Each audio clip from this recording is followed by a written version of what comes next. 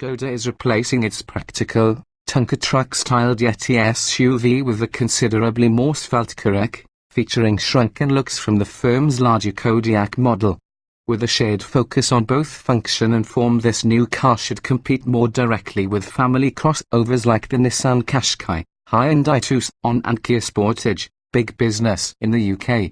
It's an area of massive growth too. Projected figures show 10.3 million SUVs are expected to be sold by 2024, a 430% increase over 2010.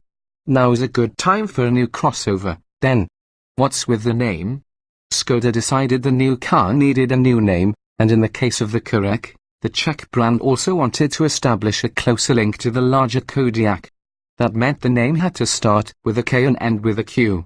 Kodiak Island in Alaska was the source of the new badge, where the population refers to a car as a Karoq, while an arrow like the one on the Skoda badge is called a rock. And so, Karoq was born. Regardless of etymology, the new car will need to stand apart from the Yeti because for a brief time the two will be sold alongside each other. Production of the older model will stop when the new car starts, but you'll be able to buy both in later this year, while dealers still have Yeti models left well into 2018. Did the Yeti need replacing? There's no denying the Yeti, introduced in 2009 and facelifted in 2013, was an enormously successful car for Skoda. On average 100,000 models were sold annually, and in the UK 2016 was its best year to date. The problem was it was built on an old platform. The latest Volkswagen Group SUVs like the Tiguan and Seat Etica are based on the Golf's underpinnings, meaning better handling, more interior space and access to high-tech driver assistance systems. Now Skoda has produced its own version on these underpinnings, the Karoq, and in terms of size it sits in between the smaller, sportier Spanish car and larger, premium German, offering a more pragmatic proposition synonymous with the brand. The theory is that it won't steal sales from those models. There's little cannibalization between the Superb and Passat, for example, so the Skoda will instead be looking to convert buyers in the market for a practical family SUV from South Korean or Japanese manufacturers. What's new? In terms of shape, the Karoq is longer than the Yeti with a lower roofline and extended wheelbase. You get more interior space, better aerodynamics and a bigger boot. Up-to-date technology includes LED front and rear lights, 13 new safety systems and Skoda's first digital instrument binnacle. This has 4 different display modes with more or less space given to the speedometer and information screen, which can feature sat-nav maps and media information, for example. For added glamour, there is jazzy new ambient lighting on offer, plus multimedia displays up to 9.2 inches in size, featuring VW's new tile-based operating system and gesture control. What's it like to drive? Somewhat predictably, it's neatly positioned between the sporty Etica and the refined Tiguan.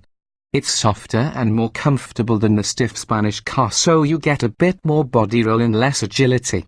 As a result, it's a more relaxing thing to drive, something that'll please your passengers. Like the Etica, the Karoq features a different suspension setup for front and all-wheel drive cars.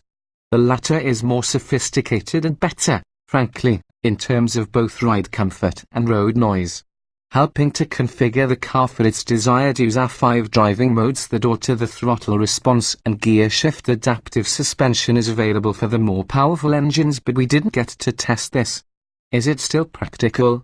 In some senses even more so. The boot is bigger by 105 litres, totaling 521 litres of space, 1,630 litres with the seats folded, and the loading lip is lower too. There's a VarioFlex rear seating system featuring 3 individual seats which can move forwards and backwards by up to 150 mm, varying the boot space between 479 and 588 litres. All 3 seats come out too, meaning 1,810 litres of room, or there's the option to stash the middle seat away and push the 2 outers into the middle of the car. Heated rear seats are available even with VarioFlex, and you get a pair of aeroplaner-style tray tables with cup holders, the only part of the interior borrowed from the Tiguan. Being a Skoda, there are also some simply clever additions. The doors cover the sills so you don't get muddy legs when exiting. There are puddle lamps and a separate light unit in the door that beams a Skoda logo onto the pavement, and the front seats feature little pockets on the sides to stash things in.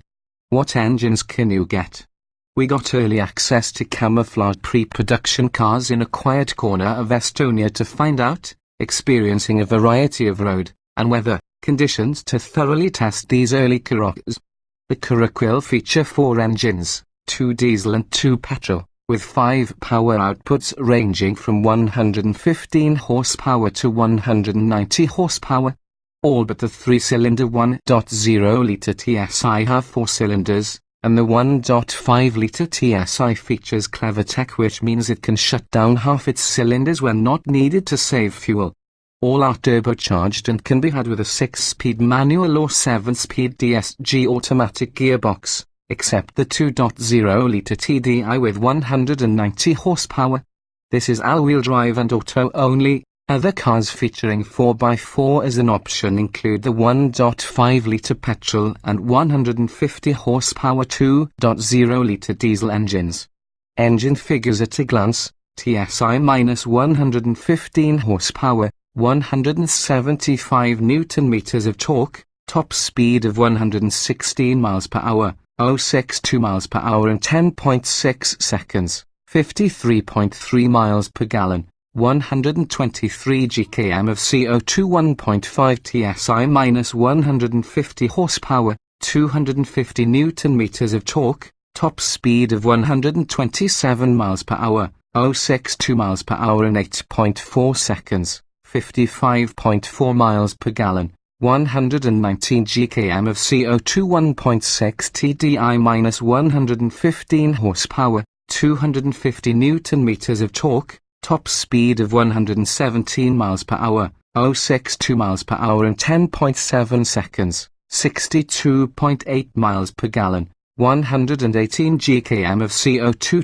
TDI-150 horsepower, 340 Nm of torque, top speed of 129 miles per hour, 0.62 miles per hour in 8.9 seconds, 62.4 miles per gallon, 115 gkm of CO2, TDI-190 horsepower, 400 Nm of torque, top speed of 131 miles per hour, 0.62 miles per hour in 7.8 seconds, 53.3 miles per gallon, 138 gkm of CO2. Front-wheel drive and 6-speed manual models, having driven the 1.5-litre TSI 150 and the 2.0-litre TDI 150, both with automatic gearboxes. At times it was hard to pick them apart.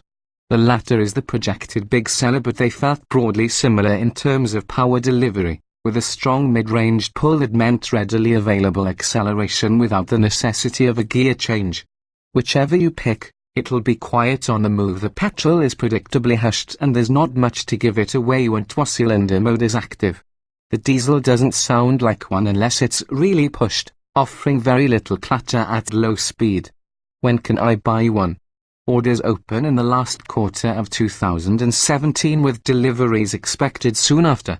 Skoda reckons the price should be broadly similar to the outgoing Yeti, and there's no reason to doubt this. The new superb and facelifted Octavia models were actually cheaper than their predecessors.